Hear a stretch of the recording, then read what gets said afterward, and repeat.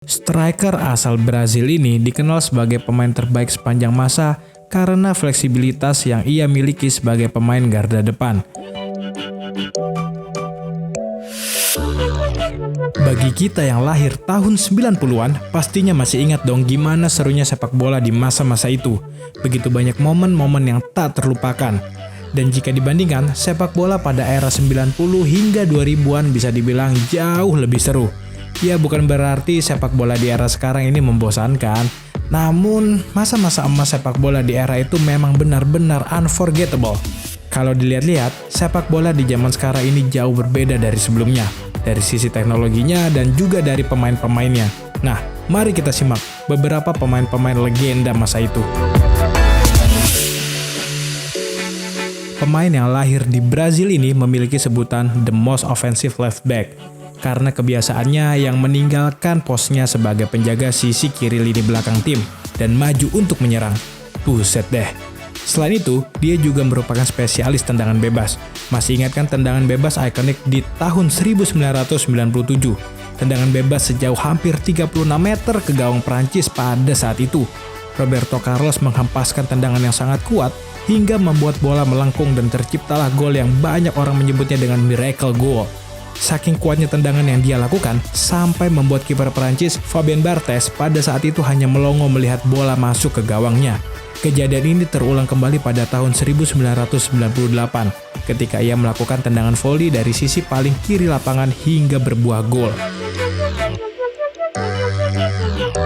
Beckham adalah sosok pemain yang sulit untuk dilupakan. Ia juga merupakan salah satu spesialis tendangan bebas yang ikonik. Tidak hanya itu, ia memiliki sebutan The Greatest Crosser dalam sepanjang karir sepak bolanya. Julukan itu ia dapatkan karena keahlian dalam memberikan assist pada rekan tim dengan eksekusi yang tepat, sehingga bola benar-benar sampai ke rekan timnya. Buktinya nih ya, dalam masa karirnya di Manchester United, ia telah menyumbangkan 109 umpan bersih dalam 394 penampilan pada tim tersebut. Fans Real Madrid tentunya masih ingat dengan kiper terbaik klub Los Blancos. Meski ia memiliki tubuh yang terbilang pendek untuk seorang kiper, yaitu hanya 1,8 meter, namun ia memiliki refleks yang sangatlah cepat. Casillas pertama kali bermain untuk Real Madrid ketika ia masih berusia 19 tahun. Pada tahun 2000, ia dimainkan untuk menggantikan kiper Cesar Sanchez karena cedera. Pemain termuda dalam laga Champions League di tahun 2000 itu menjaga gawangnya dengan sangat sempurna. Kemenangan 3-0 Real Madrid atas Valencia saat itu membuatnya semakin dipandang oleh banyak orang. Sejak saat itu, karena kesuksesannya, ia selalu memegang erat nomor punggung 1 sepanjang karirnya sebagai kiper utama klub yang bermarkas di Santiago Bernabeu itu. Shevchenko dikenal sebagai striker mematikan sepanjang karir sepak bolanya. Dia disebut sebagai pemain paling produktif dalam mencetak gol. Dalam karirnya di klub AC Milan, ia telah menyumbang sebanyak 175 gol dalam 296 pertandingan. Di antaranya ada 14 gol pada pertandingan derby antara AC Milan dan musuh bebuyutannya, Inter Milan, yang membuatnya disebut sebagai top scorer of the Derby della Madonnina. Selain itu, ia juga menyumbangkan 48 gol ketika ia bermain pada tim nasional Ukraina. Pemain yang besar di klub Chelsea sebagai gelandang tengah ini telah mengukir prestasi baik selama masa karirnya pada klub yang memiliki julukan The Blues ini. Ia adalah all-time scorer pada klub Chelsea dengan total gol sebanyak 211 kali. Pada tahun 2005, Lampard mencetak gol ikonik dari jarak yang luar biasa dalam Liga Champions melawan Bayern Munich. Dengan reaksi cepat miliknya, ia mampu mengendalikan bola dari umpan yang diberikan Makelele dan melesatkan tendangan setengah voli ke gawang Oliver Kahn. Siapa yang tidak tahu dengan kapten ikonik dari Liverpool ini? Pengaruh Gerrard pada pertandingan-pertandingan besar telah membawa Liverpool meraih banyak kemenangan. Pada tahun 2001, meski Liverpool telah mendapatkan gelar pemenang dalam FA Cup, Gerrard mencetak gol pertamanya pada final perdananya di pagelaran Liga UEFA Cup.